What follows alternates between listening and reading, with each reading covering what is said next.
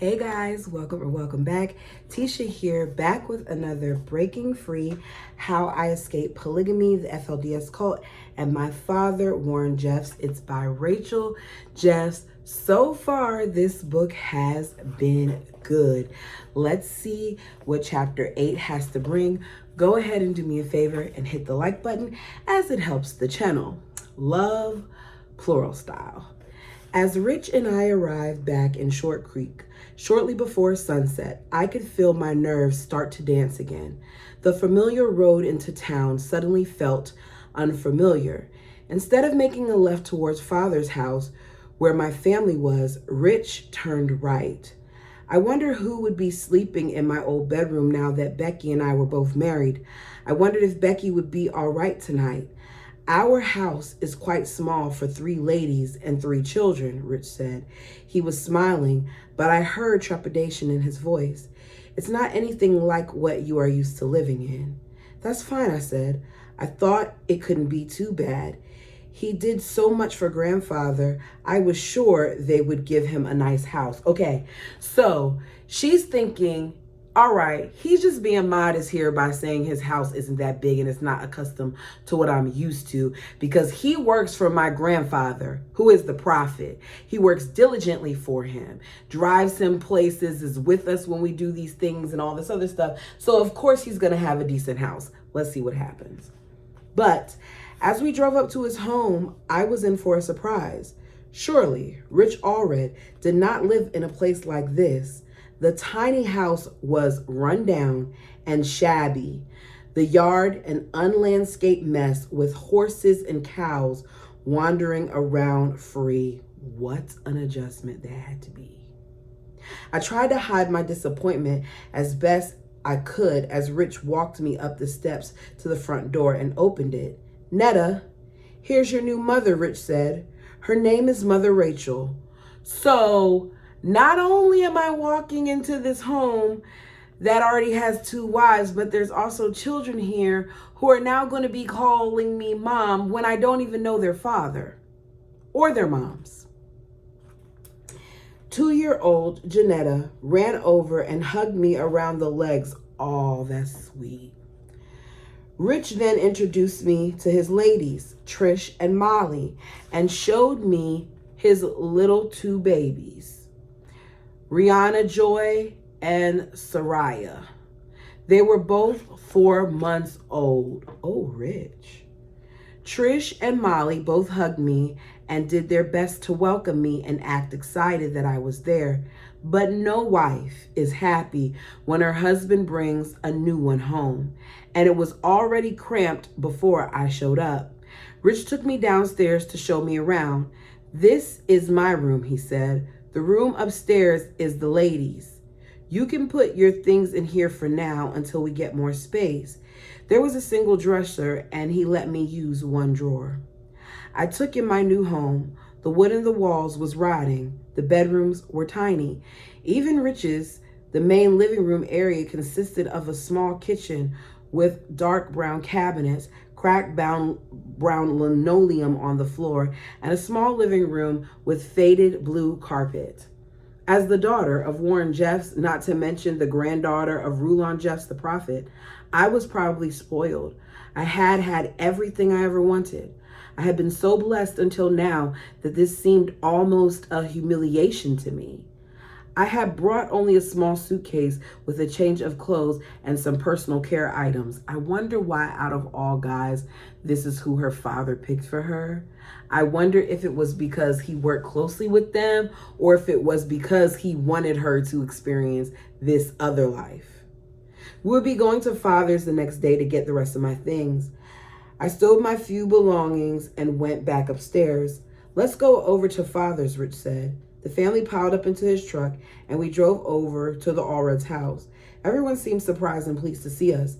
I recognized a few people, but I didn't know anyone personally except some of the children whom I had taught in 3rd grade. We were invited to stay for dinner, which Rich gladly accepted. We sat down to a meal of baked potato and salad, but I wasn't at all hungry. Rachel, eat something, Rich said.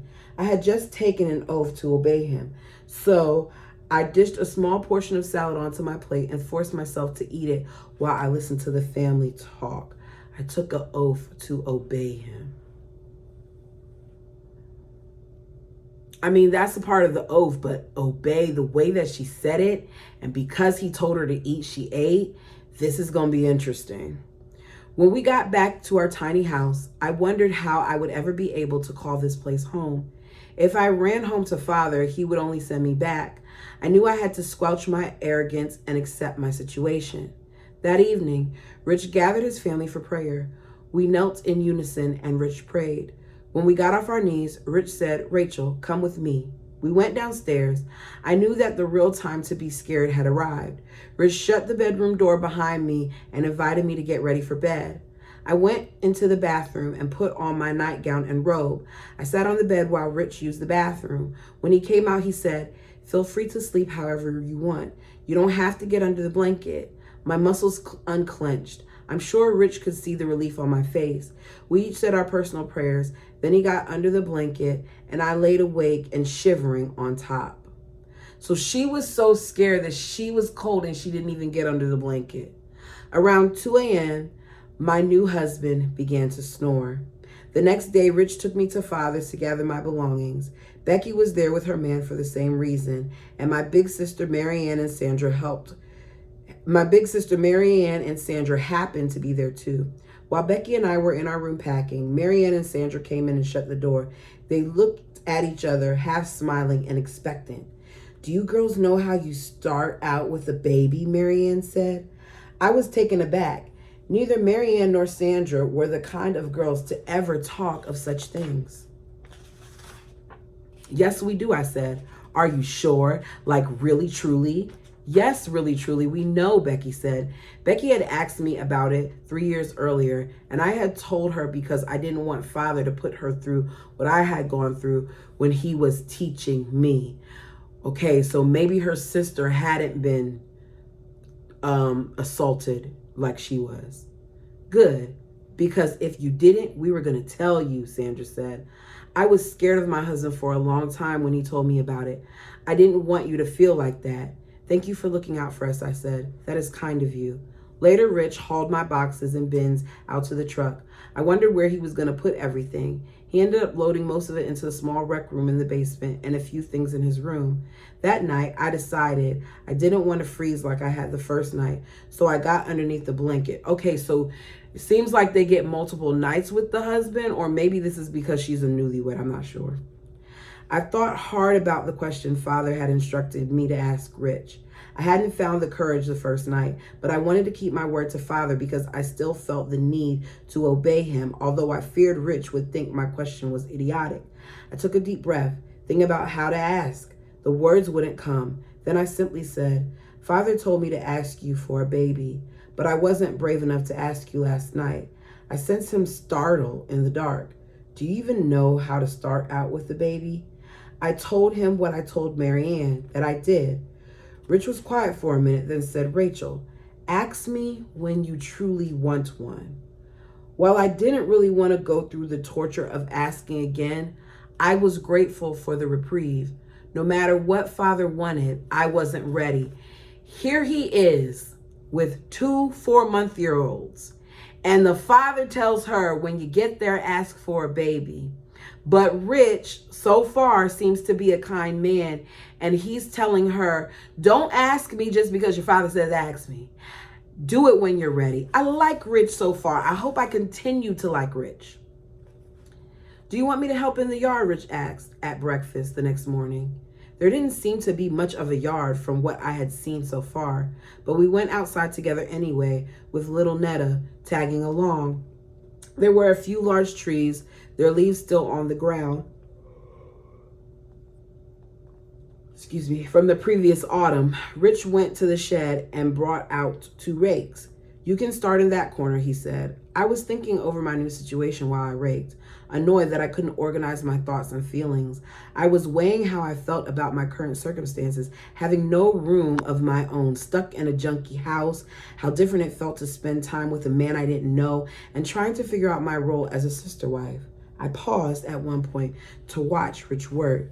He got the hose out and started watering the trees, and I turned back to raking. Then suddenly, I felt water on my back. I quickly turned around to face him. "What are you doing?" I said, backing away. "I just thought you might want a little watering." He was wearing a mischievous smile. I dropped my rake and ran across the yard, grabbing the hose into a big kink. Rich ran after me and tackled me to the ground. "What makes you think you can do that?" I said. "What makes you think I can't?" he said, his smile widening. I tried to get up, but he held me fast. I reached with one free hand and grabbed the hose to spray him a little, but he grabbed it back and sprayed me again.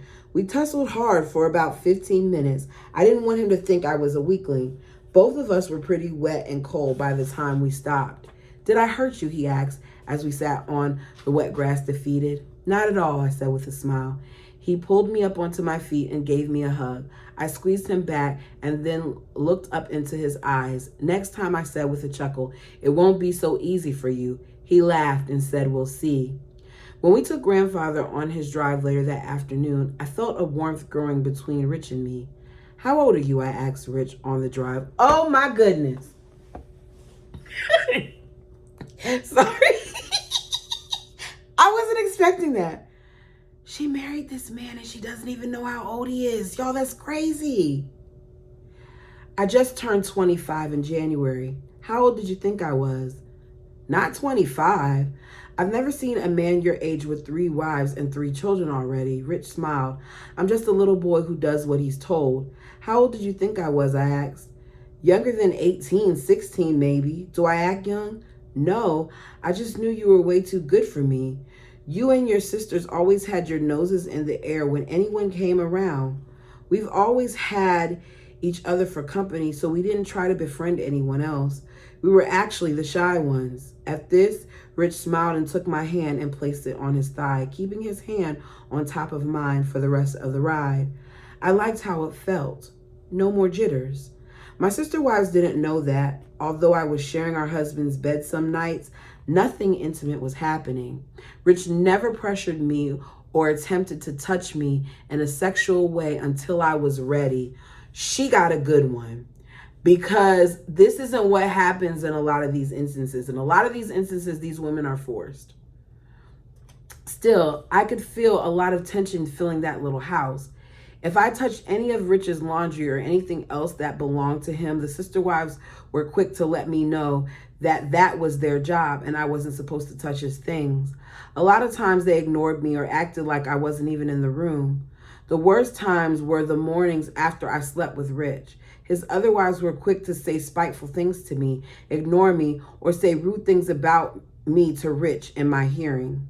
I was thrown by how unkind they were to me, especially since it was up to Rich to decide which wife he shared his bed with on any given night. Okay, so that's part of the problem. They don't have a rotation in this house. He just picks who he wants to sleep with, which means that may create favoritism. To make matters worse, on nights when I didn't share Rich's bed, I slept on the ratty secondhand couch in the living room outside his bedroom. I really hated it, and it made me feel like I did not belong there, but there was nowhere else for me to go. That Friday evening, while Rich and the family were sitting in the living room, I took the cordless phone outside to call my sister Sandra. As soon as she answered, I started crying. That's just how I felt after I'd been married a week. Sandra said, "You cry all you want." I called Father next. Despite the fact that he had hurt me in the past, I still turned to him in times of need and trusted that he would help me as my father. Just goes to show you sometimes how that relationship between someone who is abused and their abusers sometimes gets so skewed that you still look to them even though that same person hurt you. "How's it going?" he asked. I had planned to be brave on this call, but I started crying again. "Are you okay?" Father said. His kind tone made me cry harder, but I managed to choke out. "Yes, I think so." "Tell me about your new home," he said. I told him that I slept on the couch because there were only 2 bedrooms for 3 ladies and 3 children. We better do something about that. I'll talk to Rich tomorrow. Thank you, I said between sobs. Rachel, be strong. What is he supposed to do? He obviously doesn't have money for something else. So if you want to do something about it, are you going to build him something? Rachel, be strong. It's okay to cry, but make sure you smile afterward. And remember, I love you. The next night, Rich invited me to join him while he did night watch at grandfather's. His job was to walk through the house and across the property, checking the gates and watching the security cameras to be sure there were no intruders. I couldn't say yes fast enough to his invitation. I was homesick and wanted to see my family. I need to talk to my mother, I said when we got there. Can I run down to Father's house? If you promise that you'll come back and that you'll still like me. I promise. Rich looked so intently at me. It was like he was looking nearly through me. Come here for a second. I walked over to him and he picked up a pen from the desk. He took my arm and pushed up my sleeve a little bit. He wrote on my skin, I heart you. He looked up at me and smiled. The heart was the actual heart, y'all. I left the room feeling slightly loved, but it didn't change my mind. I ran down the path to Father's house. I was happy to be in familiar territory again. Are you hungry, Mother Nicole? One of my father's young wives from Canada said as I walked through the kitchen on my way to Mother's room. Yes, I realized I was famished. I hadn't been able to eat much around Rich. Mother Nicole laughed. I'll warm up some spinach casserole for you. I ran up to my mother's room. I felt such relief as I sat down on her couch. I'm surprised that she still has such a good relationship with her mother, considering that she told her mother about what was going on with her and her mother didn't do anything about it. I'm glad to see you, my mother said. What is that writing on your arm? I thought I had covered it with my sleeve. I felt my face get a little hot as I held out my arm so she could see, and she smiled. Soon Angela and Melanie joined us, and Mother Nicole brought up my food, which I ate eagerly between conversations. I felt so warm and comfortable, I didn't want to leave. Mother, may I use your phone? I called the living room desk extension in Grandfather's house where Rich was stationed. Can I sleep down here at Father's tonight? Do you not want to go home? I just feel like sleeping here. Rich was quiet for a minute, then said, come up and talk to me. So I headed back to Grandfather's. Is there something I can do for you, Rich said, with concern in his voice. I don't know. I couldn't explain my mixed emotions, and I didn't want to cry in front of him. I really had no idea if he could have helped me or not. Rich pulled me to him and kissed me lightly on the lips, and then let go. You can sleep at your father's house tonight. In the morning, Rich picked me up to drive me home. On the way, he turned to me and said, don't let what the other ladies think or say bother you. If you know within yourself that you are doing what I want you to do and that you love them, what they think or say shouldn't affect you. Heavenly Father, peace will be with you as you live to do his will. I see what he's saying, but check your wives. It wasn't until that morning that I understood that he recognized at least part of what I was struggling with. Yeah, them ladies you married to. I want to be everyone's friend. I can see that in you, Rachel, but you have to remember this is new for them too. Your Uncle Neffy told me at our wedding, you're not really living plural marriage until you have 3 ladies. That is when the real test comes. So give the other ladies room to grow and learn. They want to make this work just like you and I do. We have to have open hearts and we have to be full of love. Okay, I said in a whisper, tears threatening to return. Then my husband put his arm around me and pulled me closer. After family prayer that morning, Rich said, let's spend the morning together, all of us. We can have a picnic in the creek somewhere. Can you ladies get lunch ready? I was grateful that he was making an effort to keep the peace.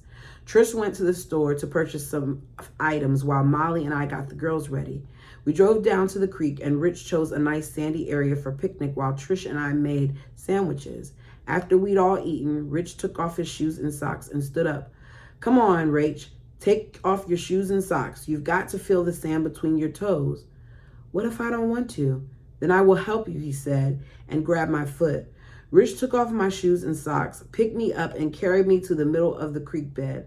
I tried to wrestle away, but he was much stronger than me. He ran through the creek bed with Netta and Molly. Rich grabbed a handful of sand and put it down Molly's back, which started quite a sand fight. I backed off, not wanting sand down my pants. When we were thoroughly sanded and sunburned and the baby started wailing, we packed up and headed home. As Rich drove us home, I looked out the window and thought, we can have fun, all of us together. Maybe life as a plural wife wouldn't be so bad. Chapter 9, The Prophet Rises. Oh boy. It took me 2 months to summon up the nerve to ask Rich for a baby for real. I wasn't in love with him yet, but I did feel attracted to him. I thought if I had a baby with him, I'd feel love for him, although I didn't even know what that meant to be in love with someone. Interesting. As Rich was leaving to do night watch for grandfathers one evening, I said, "Can I come with you? I need to talk to you." Rich hesitated for a moment, knowing that his other wives would be angry if he let me come. The picnic had not erased the ominous my sister wives felt toward me or made them treat me any nicer. She should have added more into ominous, but okay. "Sneak out to my truck," Rich said. I knew sneaking was unnecessary. Our house was so small. It wouldn't take long for the other ladies to notice I was missing. So I just walked out the front door, wondering why he wouldn't be a man about what he wanted to do. Father never cared what his wives thought of him. If he chose to favor one wife, he did so openly in front of the whole family. And that's the problem. You're not supposed to have a favorite wife, supposedly. Everybody's supposed to be treated equally. But clearly, these men favor wives. So here you are, and you're saying you don't get why he didn't do it, yet you know that he didn't want to cause trouble with the other wives who are already treating you badly. Father was like a king in his household, and the women bowed to his every command. They stood around eager for the privilege of handing him his spoon or washing the table after he finished eating. It was the highest honor to be the wife chosen to make his meal. Rich didn't come out of the house for half an hour. I knew he was trying to make the other ladies feel okay about his taking me with him, giving them a little extra attention so they would feel special. There was a big learning curve. Living polygamy as a sister wife, you might sleep with your husband one night out of 6 or 14 or 19, depending on, or 14 or 90. Wow. 1 out of 6 to 1 out of 90? Depending on your husband's whim. Rich was also on night watch a lot, so that reduced the opportunity as well. The church teaches that it is good for a man to have multiple wives, so you cannot be angry at him for sleeping with his other wives. Living polygamy, you have to let go of your selfishness regarding your husband, because the women has to always let go of everything. Meanwhile, the men don't have to do anything but be. You have to control the jealousy that comes naturally to us, not only because we are taught that jealousy is a grievous sin, but because it will make you crazy. But even though I grew up in this lifestyle and I was used to it, once it became my reality as a sister wife, I realized how hard it was. It took me an hour to finally tell Rich what I wanted that night. "Really? Are you sure?" he said. "I'm sure." Rich was very pleased with my request and happy to oblige. He kept me with him for several nights in a row after that, trying for a baby. I found it very painful at first. Despite my past sexual experiences, I'd never done this part of it before. I was very scared and tense in the beginning, which probably made it even worse. I wanted to keep as many of my clothes on as possible, and Rich was kind and let me do as I pleased. Life with my husband's other ladies got much harder then. Trish and Molly started to accuse Rich of favoritism and would try to get in the way of our budding relationship. Nights when Rich called me to his room, the other ladies would suddenly need to speak to him about a very urgent matter. Sometimes they put little Netta to sleep in Rich's room so that nothing could happen between us. More than once, one of them would bang on the window so hard that I thought the glass would break. At times, I was angry that Rich allowed his other ladies to get between us. And then, despite all their efforts, I was pregnant. I had been with my husband only 3 times, and that's all it took. The church forbids husbands from having relations with a pregnant wife. What? The church forbids husbands from having relations with a pregnant wife. So once my sister wives learned I was carrying a child, they stopped being jealous and mean to me because they had them to themselves for the duration. Oh my goodness. I did not know that. What kind of craziness is this that you can't? Do you? Never mind. I'm going to go down a whole nother tangent. I'm just thinking about me being pregnant and how I was feeling while I was pregnant. And the last thing I wanted to do was stop enjoying the things that you can do while being pregnant.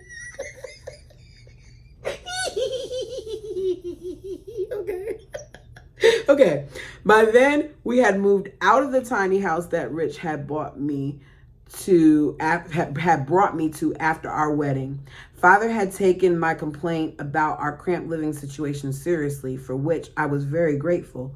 We were temporarily living in the basement apartment in Rich's father's house until a new house was built for us. The Allred house was fairly new, and the basement had 4 bedrooms and 3 bathrooms, so all of us ladies had our own rooms, and we weren't in each other's business so much. But the jealous wives still kept close tabs on Rich, which was easy to do because the bathroom adjacent to Rich's room had 2 entrances, one from the bedroom and one from the hall. So whenever he was showering with one of his wives, anyone listening at the door could hear them talking. I spent most of my time in my own room since the apartment lacked a central living area. I liked having my own space, and it was comfortable. Father had bought a bedroom set for me because Rich couldn't afford one, so I had a queen-size bed, a nice oak dresser with a mirror, and a nightstand. I'm sure that these ladies really hate the fact that she's getting all of this stuff, but I'd be happy to be living in a different space with my own bedroom versus what they were doing before. It was a lot better than the ratty old couch. One night in late summer, when I was about 4 months along, Rich came by my room to say goodnight. We lay on the floor talking. My feelings for him had grown a lot, and I had learned to trust him. So when he asked me that night how I knew about sex, I decided it was finally time to tell someone. Oh boy. I didn't dare share any details, not even how long it had gone on, because I feared what his reaction might be. I kept it short and vague, but it was enough. Rich immediately stood up and left the room without saying anything. I wondered if I had made a terrible mistake. I laid on my bed and thought, Rachel, you should have kept quiet. I tried to make myself go to sleep, but I couldn't because I was worried about what Rich was thinking about me after I had told him. A few hours later, Rich came back into my room and locked the door. He got undressed and then he undressed me. If you weren't pregnant right now, I would be with you, he said. Rich held me close for a while and I cried against his bare shoulder. Oh, wow. It felt good to get even a tiny bit of my childhood hurt out. But Rachel, please don't say any more, he said. I don't want to know because it will be too hard on my testimony of your father, meaning his belief that father was a good and honorable priesthood man who stood next to the prophet. So she tells you this, and you know if she tells you anything else, that it may question, it changes your whole belief system. And rather than the pain of having to deal with that, you rather not know and keep a blind eye. Man. The next evening, Rich called me from grandfather's house where he was on watch. I wrote a letter to your father about what you told me. He wants to see us in his office right now. My blood went cold. Father would be angry that I had told, and I didn't want to face him. But as always, I had no choice. I don't understand why he did that, because this isn't going to get him to do anything. Are you going beyond the group and taking it up with law enforcement? Or are you keeping it there between your father and this prophet that do the same exact things? Probably. I got in our family car and drove up to grandfather's. When I got there, Rich took my hand and we walked to father's office. "Richard, please close the door," father said as he gestured for us to take a seat. He gave me a look filled with hurt, as though to say, "How could you do this to me?" I looked down at my feet. Father still had full control over my life, and this betrayal surely meant he would never treat me the same again. He could do with what he chose. After a silence that seemed to last forever, father said, "I always knew that I would one day have to talk to Rachel's husband about my relationship with her. And yes, I confess that in teaching Rachel, I got too close to her. I ask your forgiveness. Just know I am here to do my father's will." Teaching? That's what that was? Father shook both of our hands and opened his office door. "Thank you," Rich said to father as we walked out. I said nothing. What? When we got in the truck, Rich said, "Rachel, we have to trust that he is in a leading position for a reason." Oh boy, Rich. You're done. I don't like you no more. I don't like you no more, Rich. I don't ever want to question him again. So let's not talk about this. As it was my duty to obey my husband, I merely nodded my head. What small relief I felt confiding in Rich quickly faded. Yeah, because he showed you that your father meant more than you did in that moment. A couple of things changed for Rich and me after that meeting with father. The first affected Rich. Father made sure to make Rich feel needed and important to him, keeping him close by his side always, first as counselor, then by making him a bishop, a leader in the church. The second affected me. From then on, I was largely kept away from my own family. Months, sometimes years, would pass when I didn't have any contact with my closest sisters. Father required us to live states apart with no freedom to visit, write, or talk to one another. Grandfather Rulon was admitted to the hospital on the evening of September 7th, 2002, with an intestinal blockage that required surgery. By then, he was 86 years old and frail. Rich and I joined Father and a few other family members, Mother Mary, Uncle Neffy, Uncle Isaac, and one of Isaac's ladies, in the waiting room early that next morning, waiting for word from the surgeon. Father told us to pray for and fast for grandfather to be healed. Finally, the surgeon came out and reported that grandfather was very weak after surgery and they weren't sure if he was going to pull through. "He's going to make it," Father said. "Make sure he makes it." Around noon that day, the doctors reported that grandfather was flailing. "You must do CPR," Father said. The medical team, doctors and nurses and technicians, worked nearly an hour trying to save grandfather. Father insisted they keep going. Father promised the people many times that grandfather would be renewed and become a young man again in his life. And y'all saw that this didn't happen, and y'all still followed this man. And when that happened, Father said, we the people had better be prepared for the great lifting up, when the destructions would cover the land and only the righteous would remain. We were with grandfather in the ICU when he died that afternoon. Father cried. I had never seen Father cry before. It was Sunday, so the people in Short Creek had gathered at the meeting house. Father called over there to announce grandfather's passing. The members of the FLDS had been told that their leader would never die, that his renewal was necessary for their survival. Instead, now they would have to follow another. Father had been acting leader of the church ever since grandfather's stroke 4 years earlier, so the transition was perhaps less jarring than it might have been.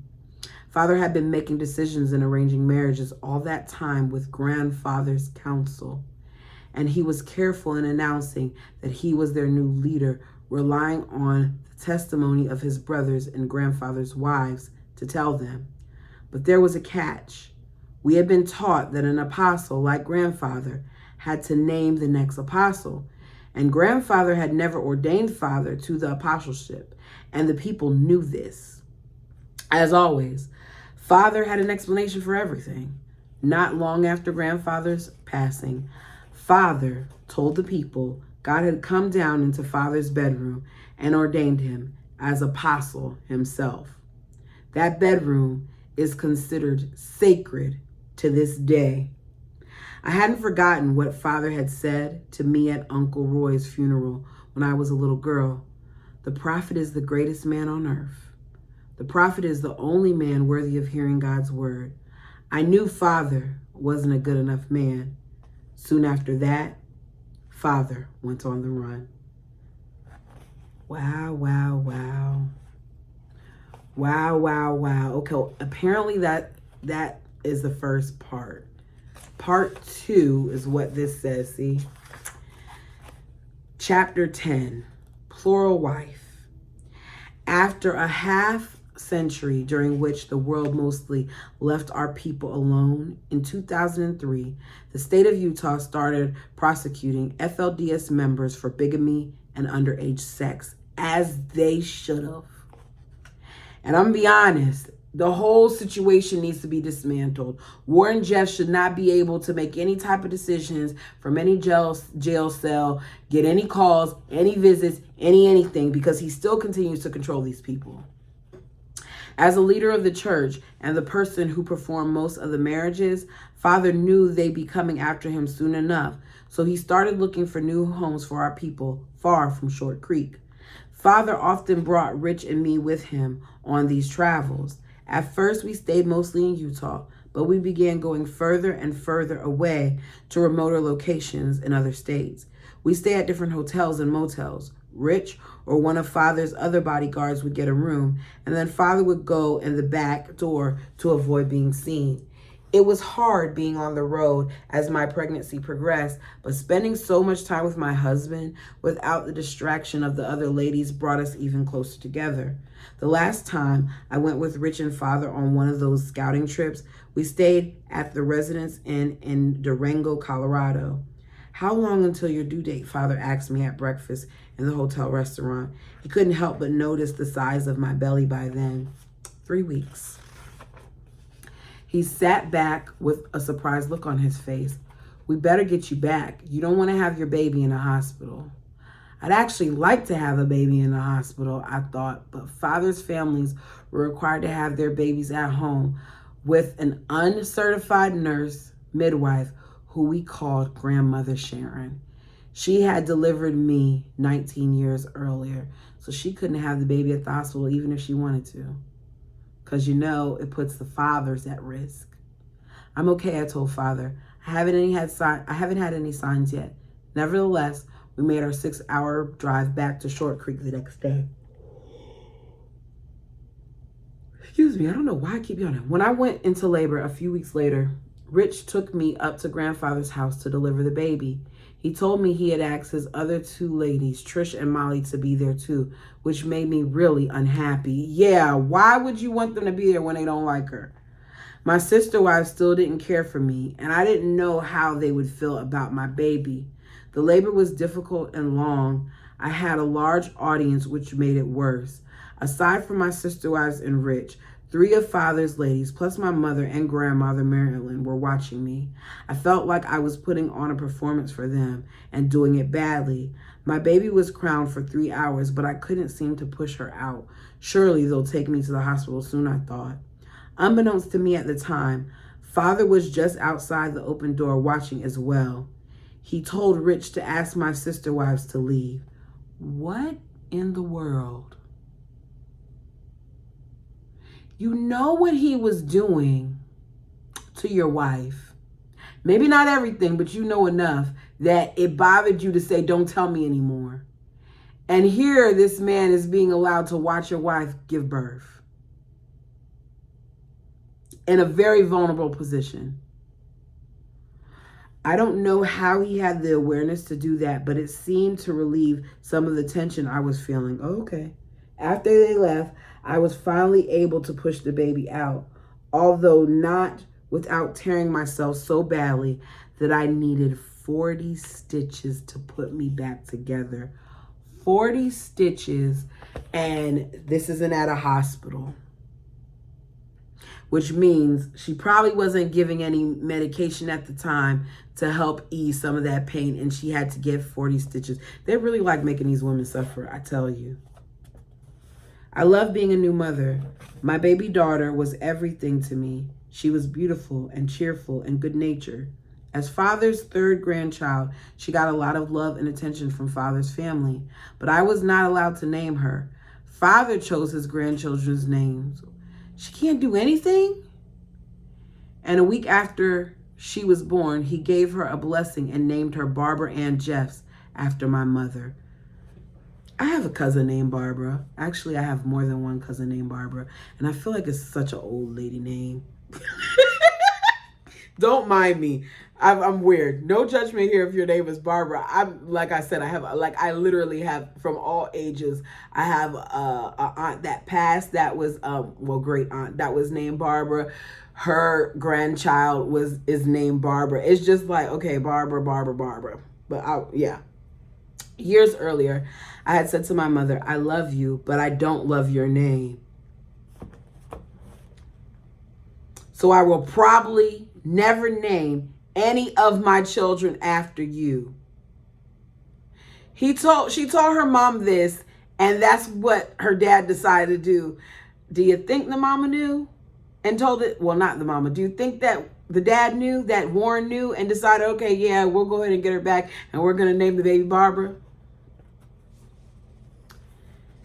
Ugh. I looked over at my mother during the blessing and tried to smile, but she knew I was disappointed. Immediately after the ceremony, I let it be known that I would call my daughter Barbie because Barbara seemed too long of a name for a tiny baby. 2 weeks after Barbie was born, Rich came to my room. The new house that Rich had built for our growing family was a major improvement over the crummy old one. This one had 8 bedrooms, so we adults each had our own room with a private bath, and Rich let us choose the carpet for our rooms. Mine was rose pink. I have a strong feeling that we should be together now that you have had your baby, Rich said. I was lying on my bed, resting, still sore from the delivery. The stitches had only recently come out and I was just starting to heal, but I didn't dare tell him no. So they don't have a rule on this? So I went with him to his room. Sex was agony, but he didn't seem to notice. Rachel, I love you so much. I just wanted to show you, my husband said. Well, you don't love her that much if you know that she just had a baby and she had to have a whole bunch of stitches and you decide that you're going to sleep with her. Whether you all know the time period or not, be considerate of a woman's body. Come on now. In April 2003, I went up to Father's house to find Rich. All the family members I encountered looked at me with sad expressions. What's the big deal, I wondered. Rachel, you need to talk to Father, one of his wives said. I walked down to Father's room and knocked on the door. Come in, he said, and I sat down on the end of his bed. What can I do for you? I was told I need to come and see you, I said.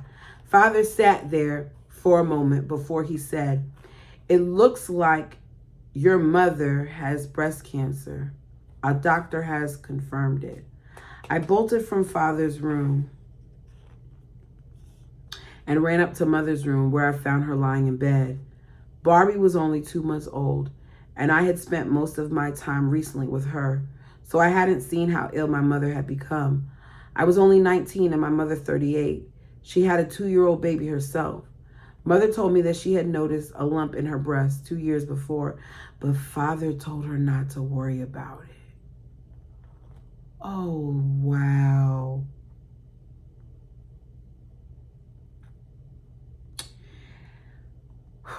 After the cancer had grown considerably, Father finally let her get it looked at by a doctor. No one in the family went to the doctor without Father's permission. The doctor hadn't just confirmed her diagnosis. He told Mother that her condition was already terminal and gave her 6 months to live. She found this lump 2 years before. And she listened to that supposed man that's supposed to love and care about her, who told her that she'll be fine. Father told her to have the chemotherapy anyway, even though that it was terminal. In the weeks that followed, I accompanied Mother to her chemo appointments, but it seemed like all the medicine did was make her get sicker and lose her hair. Still, Father insisted she continued. When Barbie was 3 months old, Rich was called on a special mission by Father, which was sworn to secrecy, so he wouldn't even tell his own family. He was gone for weeks, sometimes months at a time, and when he came home, he'd be dressed like a Gentile. Whatever Rich had been doing, it was clear that it had been important to blend in with the outside world. Once Rich came home with a stylish beard and mustache, a knit shirt, and a colored hat, I loved it. "You look awesome." "Oh, you think so, do you?" Rich said, and pulled me into his arms, tickling me. I laughed and tried to squirm away from him. I was still negotiating the challenges of being a plural wife. When I was with Rich, I felt we had that special husband and wife attachment, that he was truly my best friend. When he spent time with his other wives, I felt as though he had betrayed that friendship. I'm sure the other ladies felt the same. I'm sure they also wanted to take advantage of the time they got with their husband. Every time Rich and I were together, I wanted him to prove all over again that he loved me as much as he said he did. I'm sure all the plural wives want to be the special one, the one the husband loves more than all the rest. Life with my sister wives was especially challenging during this period. Rich was home for such a short time between trips away, and all the ladies wanted a piece of him. I had an outside door to my room, and sometimes Rich used it to sneak in and spend the night with me without the other ladies knowing. I felt a little bad for my sister wives because I knew I wouldn't like to be left out, but I was so glad that Rich chose to make me feel special and wanted. In August 2003, Rich sought me out in my room. "Go ask your father what you need to do so you can come on this special mission with me," he said. "He keeps telling me he's gonna have you come with me." I still didn't know what his mission was. "I don't dare," I said. "I know, Father, he doesn't like people asking him for a blessing. Rachel, just obey me and go ask him." I tried to avoid it for a few days, but Rich kept telling me to ask Father, so I finally went up to Father's house and asked if I could speak with him. "Rich wants me to ask you what I need to do to be worthy to go with him." Why are you? She just threw her husband under the bus, didn't she? Father scowled. "You never ask the priesthood for a blessing. You always wait for it to be offered." It was exactly what I expected. I would suffer the consequences of my request soon enough. In November of that same year, Father announced that the Lord had given him a new revelation. Father was to take all of his underage children to a special place in Texas that the Lord called a land of refuge, which was designated only for the more worthy of his people. I later learned that Father had found a property in El Dorado, Texas, a state where the age of consent for marriage was only 14 at the time.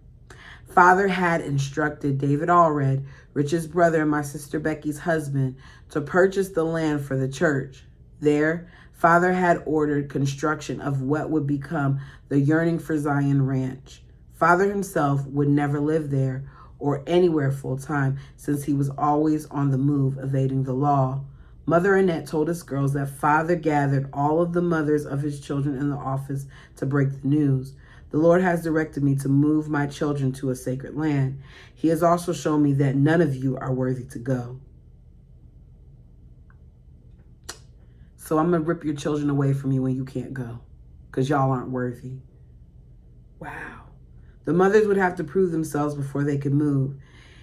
In their stead, Father selected several of his wives who were not the mothers to take care of the children. while the children's wives were more worthy than the mothers was a mystery. While the childless, wives were more worthy than their mothers was a mystery. My mother, stricken by what this was meant for her, given her cancer diagnosis, stood up and threw her arms around Father Warren. Then I will never see my children again. Oh, wow. She's dying from cancer and he's taking her kids. 5 of Mother's younger children would be sent away. My little sister Amber was just 2. My little brother Joseph was 4. Father, seemingly unmoved, said, "This is the Lord's will. This is what he wants me to do." I was furious at Father and sad for my mother. As a mother myself by then, I knew how angrily and how hurt I would have been if he had taken my children away. Melanie and I, who were Mother's 2 oldest girls, and our brother Amon, who was 15, were all she had left. And Melanie and I were both married and living in our husbands' homes. After Father sent the children away, I began taking Barbie, who was Mother's first grandchild, over to spend time with her every day. Mother loved Barbie and enjoyed reading books to her and singing to her, and I could see she found it a comfort to be with my little girl. Mother put all her love on Barbie to cope with the loss of her own children. Still, Mother cried a lot, and her health declined quickly after her children were taken away. Some of the mothers were reunited with their children within a week, but others, including my mother, hardly ever saw their children again. She wasn't even allowed to talk to them on the phone. This is so sick. Father never visited her either, and he wasn't because he was always on the road. He had been her husband for more than 20 years, and now it was as though he had put her out of his life. That same month, November 2003, Rich came home with a surprise. He had a new wife. None of us ladies knew he was getting married again. Not even my sister wife, Molly, whose own sister, Suzanne, was the new bride. Oh, poor Molly. I'd be sick. I'd have to go. They have to kick me out of that faith. You springing up another wife on me without me knowing. Then on top of that, oh, this chapter is long. Then on top of that, you gonna sit there and make it be my sister? I didn't know how to feel about the situation. I had been married to Rich for 1 year and 8 months, and I had grown to love him. I went upstairs to my room, took my baby girl in my arms, and cried. I vowed that I would not treat this new wife the way the other ladies had treated me. I would treat her kindly, even if I didn't like her. But it was weird to think of Rich sleeping with a new girl, one that didn't even love him. Father told Rich to take Suzanne with him on his mission to the land of refuge in Texas. I felt betrayed that Rich took someone else, especially after I had risked Father's anger by asking for a blessing so that I might go with him. As always, I did my best not to show it, since showing feelings like anger and jealousy was a sin. But I knew my sister wife Trish felt the same way about not having been chosen. My other sister wife Molly was just glad it was her sister who went and not me. In the coming years, Molly would often lobby Rich to favor her sister over me whenever she could. And then I discovered I was pregnant with my second child. I focused on staying busy, tried to work harder, be kinder, and love more to prove myself worthy of living with Rich. I saw my mother every day. Molly went to live with Rich in the land of the refuge a month later, just leaving Trish and me with our children in Short Creek.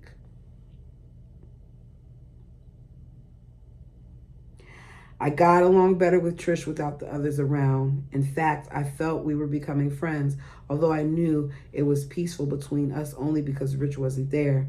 Mother continued to get sicker. In April 2004, Father allowed her 2 youngest children to come back to Short Creek to be with her, but she was too weak to do anything with them, let alone care for them. By May, the cancer had spread to her lungs, and she was on oxygen to help her breathe. The Lord showed me that you have humbled yourself enough to be worthy to come to Zion, Father said at last. She would be moved to the Texas land of refuge to join the rest of her family, but she was in a wheelchair, and the treatment had knocked what life she had left right out of her. Mother, I really want you with me when I have my baby, I told her as we said our goodbyes. Melanie, Amon, and I were not allowed to go with her. as we were still unworthy.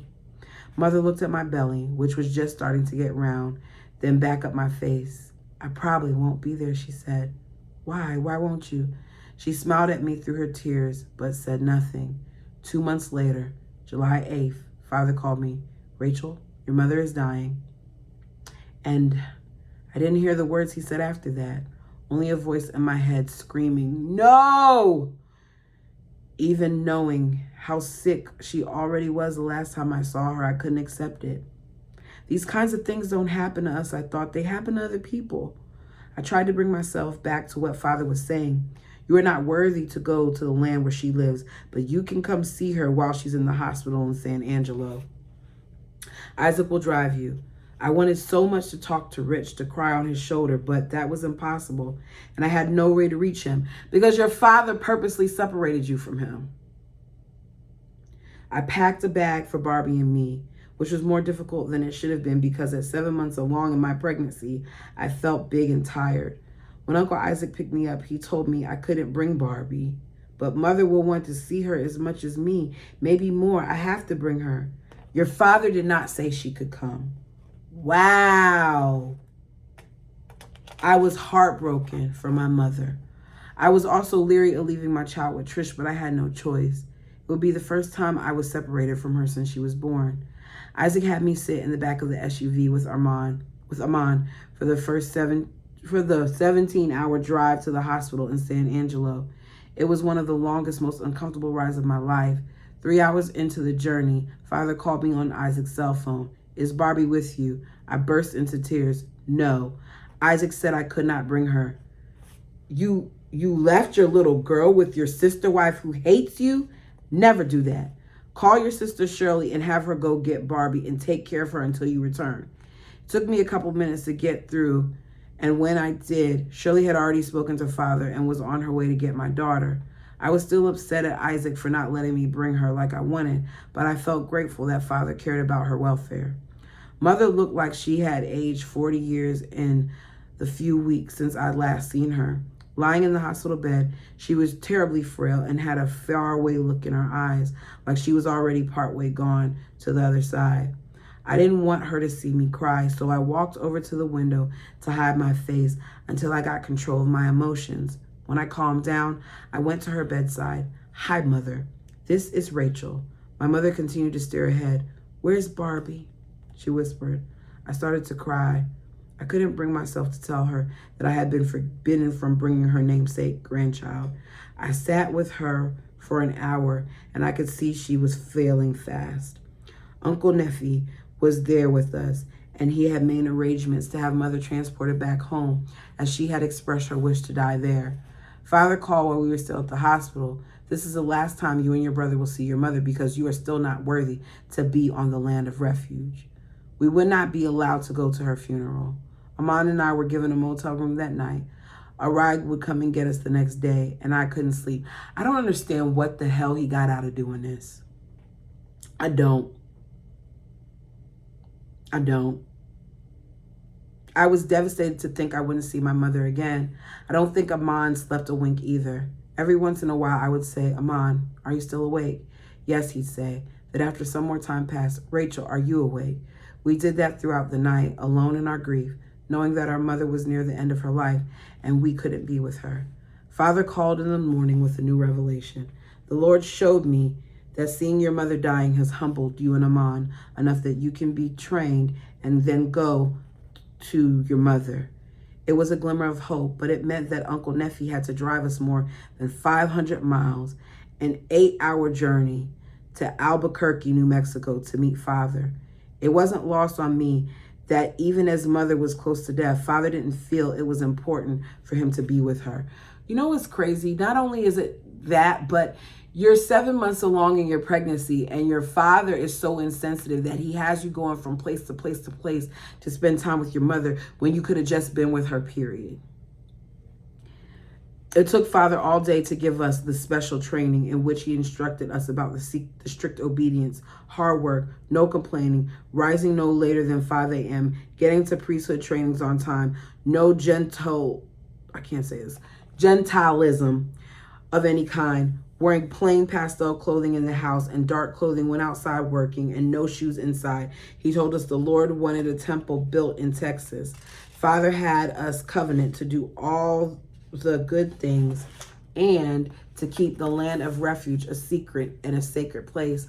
Finally, we were deemed worthy.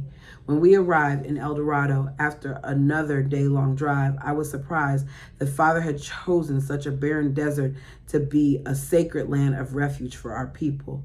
There was cactus and white rock everywhere. I didn't see anything beautiful about this place.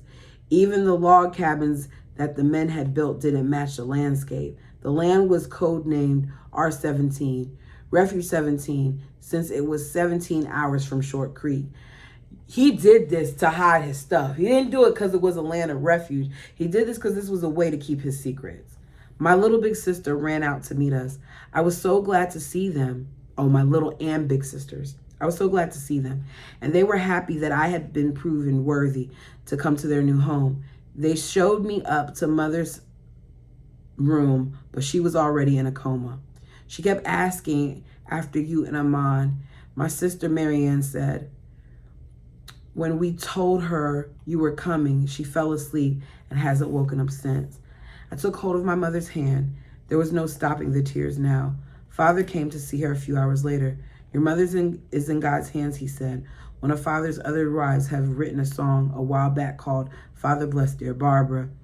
That Father wanted us to sing, but the song just made me cry, especially the line, though we're tested until death. Father's wives had sung that song to my mother a few months earlier, and that line had caused her to weep and weep. I felt that it was thoughtless of them to sing that to her, and I still thought so. We sat with Mother all that night until the morning, when the nurse had us step out so she could change Mother's bedclothes. That's when my mother's heart stopped beating. Mother had just recently turned 39 years old. Wow. When I stepped back into the room, Mother was lying on the couch where the nurse had laid her with a slight smile on her face. She looked more like herself than she did when she was alive and racked with pain. Her mother was 39 years old when she passed. I'm 39 years old. Dang, that's something to think about. 39, she hasn't even lived life yet. And she found the lump 2 years prior to all of that. And he told her no, she couldn't get help. I was filled with sadness, but also gratitude that she was relieved of her suffering, which in my heart I knew had been made worse because her children had been taken away from her for so long.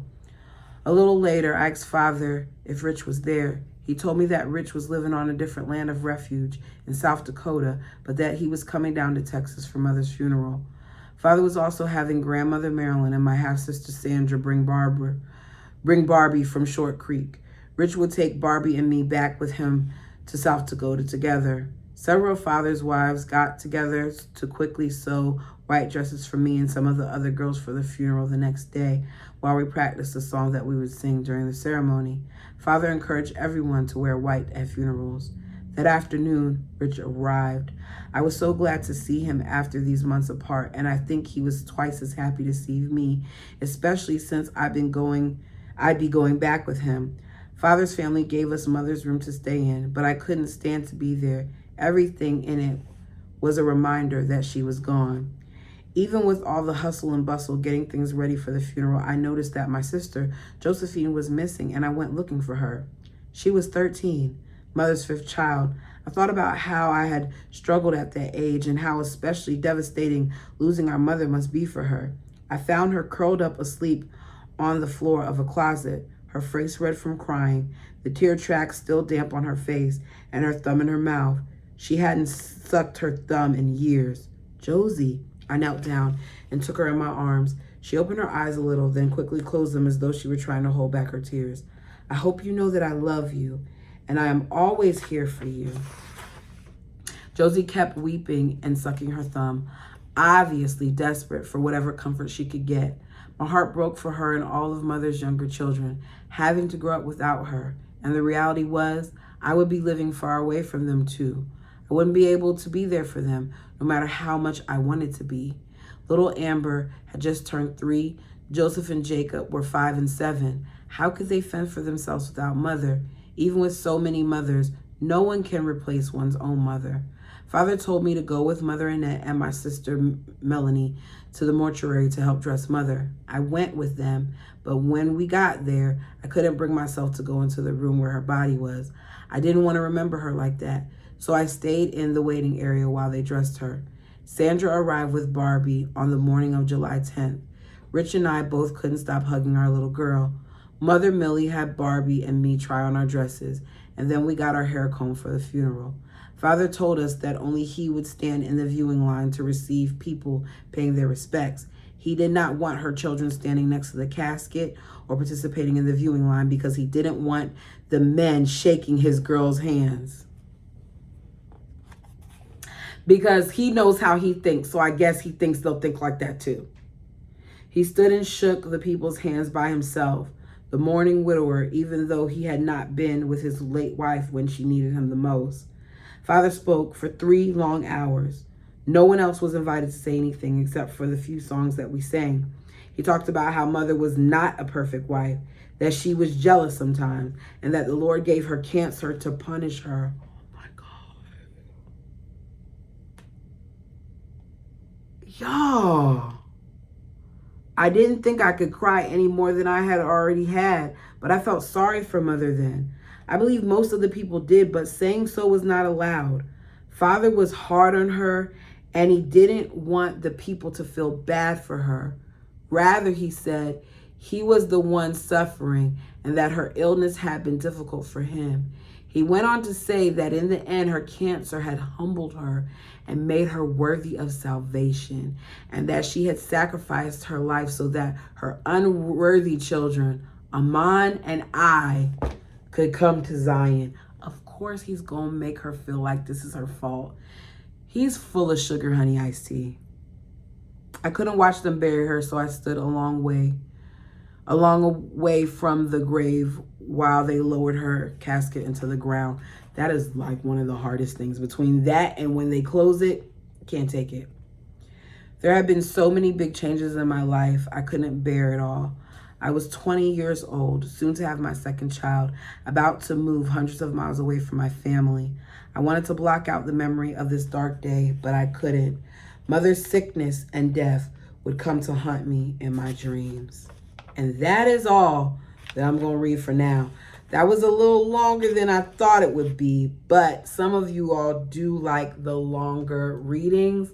A lot happened in these 3 chapters, and I can't believe this man. It's like it just keeps getting worse and worse and worse and worse. And we're not even halfway through yet. We're almost halfway through. But this is what we're figuring out. Do me a favor, like video.